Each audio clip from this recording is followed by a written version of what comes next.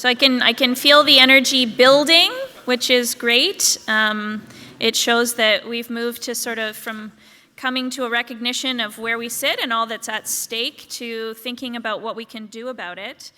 And our last panel was a really great demonstration of how even in very disparate municipalities with really different contexts in this region, there's still quite a bit of room to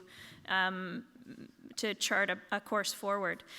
So you are going to get a chance to discuss with some help from students at your tables, some ideas that you might have for solutions, and then you're going to provide some of those solutions to our final panel of the afternoon.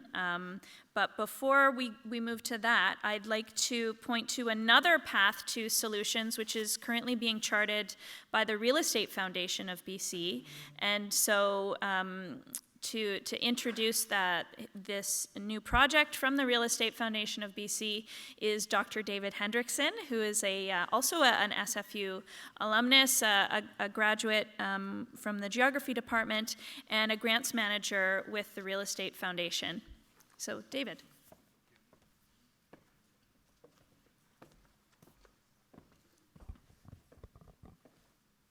Thanks very much, Meg. So, Real Estate Foundation of BC, we believe in challenging the status quo.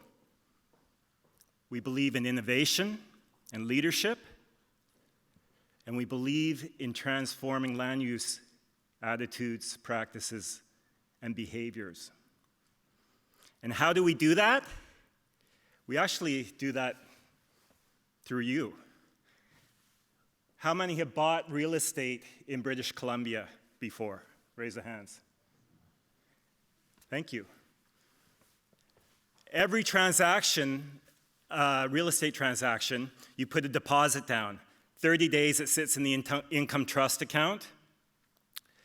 We get the interest from that deposit, and we chase around every transaction in British Columbia. We're the first jurisdiction in British Columbia, in North America to do that, and Alberta has now followed. So it's a pretty cool model.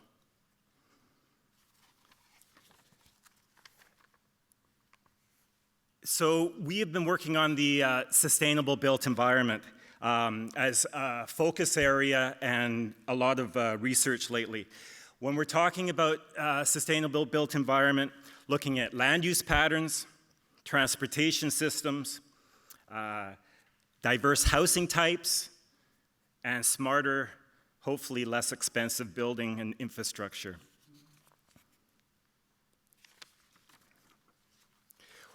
We commissioned a consulting firm called Modus to carry out research over the past year, looking at the state of the built environment in BC. They also created a synthesis of findings, and these are all on our website. I encourage you to take a look because I think from our perspective, this has been the most comprehensive analysis done in BC over the last 10 plus years. We also commissioned McAllister Research to do a poll, 1,700 people around BC's, the public, on what their perceptions of the sustainable built environment are. The good news, there is good news, is that we've been doing some good things in central cities like Vancouver, like Surrey, here in New Westminster. Metro Vancouver Regional Growth Strategy. Some innovations with stormwater management. And there have been some bright lights with technologies, electric vehicles, LED lighting, some technology in green buildings. That's the good news. There have been a lot of challenges, though. And the biggest one is that we've really stagnated moving towards sustainability in BC over the last 10, 15 years. And despite what you hear, our GHG emissions are increasing substantially. We use some of the most water per capita in the world. And we have this, which we've heard all day today about this transportation planning is really weakening.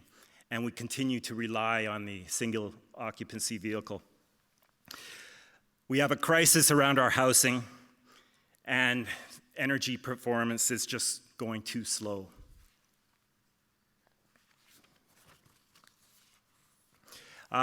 Within the public opinion research that we did, very interesting, and I encourage you again to look.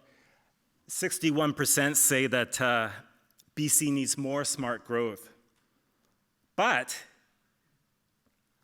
20% say they need more compact communities, and only 13% are support high-density communities. So what does this really mean? I'm going to just share with you a busy slide, but all I want you to pay attention to is the dark green bars at the top. Sorry. In the first one, I don't have my glasses here. Energy efficiency, that's the top bar, 73%. Green buildings. The public resonate with these words, okay? They don't resonate with words like carbon neutral. So let's not use carbon neutral. The second lines, smart growth, 61%. Yet we've stopped using the words and terminology smart growth, and we've talked a lot about compact communities for the past 10 years. But guess what? The public, they either don't support it, that those words do not resonate with them. So as planners, why do we continue to use this terminology? We heard from Peter Fassbender this morning about the Massey Bridge. Well, guess what? 44% of BC public, they want more roads, bridges, and parking. Urban sprawl, only 12% don't. So the lessons learned from this, the public is really sensitive about language. And as geographers, planners, policy people, we have to become much more savvy in our use of language. And there's a lot of work here to do in terms of breaking this down, deconstructing what we mean.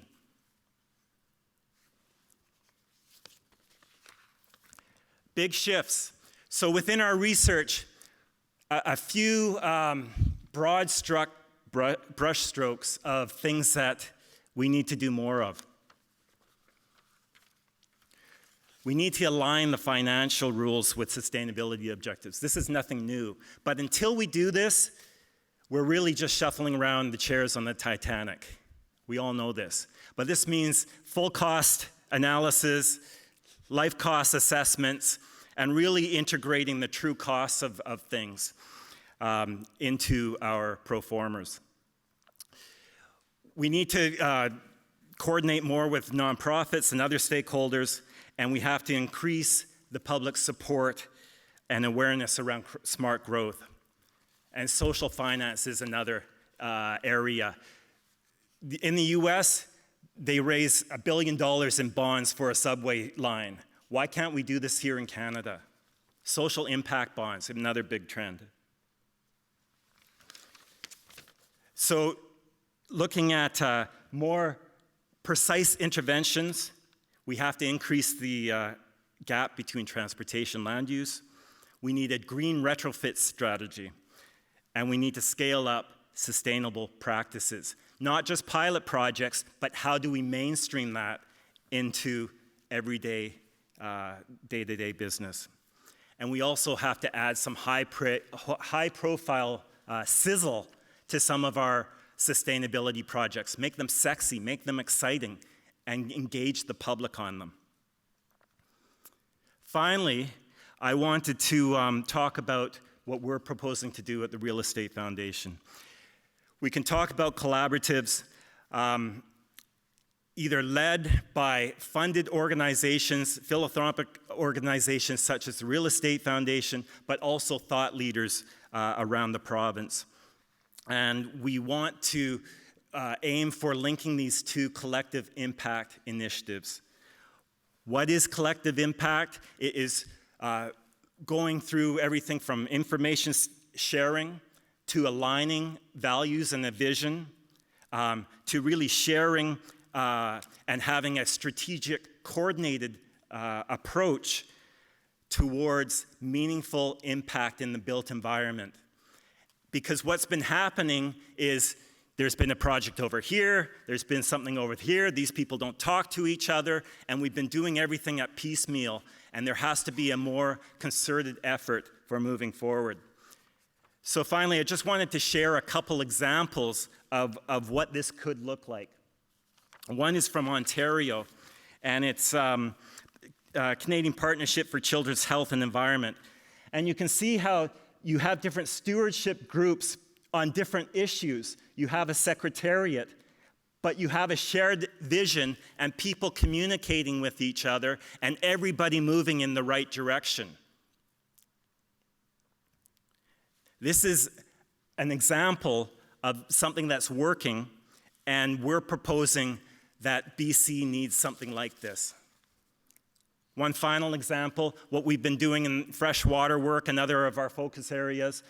At the top, on the national level, we have information sharing, but then on the regional levels, we have alignment and coordination, strategic collaboration, and collective impact. And this takes a backbone organization to coordinate it, but once people get talking to each other, different groups, different initiatives can be going and doing their own thing. And this would be involving funding, philanthropic organizations, government agencies, utilities, real estate developers, the private industry. And that's our vision for moving toward a more sustainable region. In a couple hours, the Vancouver Canucks are rolling the dice to look at getting that #1 draft pick. That might increase the social capital in this region, but really we need you to come together with us and others to really look at strengthening a sustainable built environment in BC. Thank you.